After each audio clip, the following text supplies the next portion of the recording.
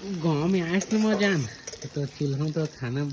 बनाए में लगी मजान समझे तो दे दे चूल्हा के खाना मजा आते एकदम मस्त। देखा ना संग चूल्हा में पूरा खाना बनाए थे हलवा जलवा हलवा जलवा नहीं बनाता का जिसने घर में बनाता उसने चूल्हा में भी बनाते एकदम स्पेशल। अच्छा बनाते फिलहाल मजा आते आज फूक फूक के देखा बम्बू कहाँ बम्बू दिखाता था कितना फूके हम। ये देख फूक फूक कैसे फूक फूक को बनाए हैं इसने करके। आगे है वो ये चावल बन चुके हैं दाल भी रेडी हो चुके हैं सब्जी बनाया था वह सब्जी में क्या बना था आलू बैगन फ्राई कलीर और बैगन के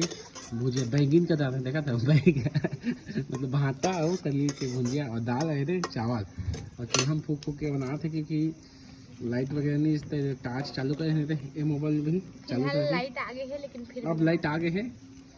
फिर बना था चूल्हा के सब्जी खाए थे।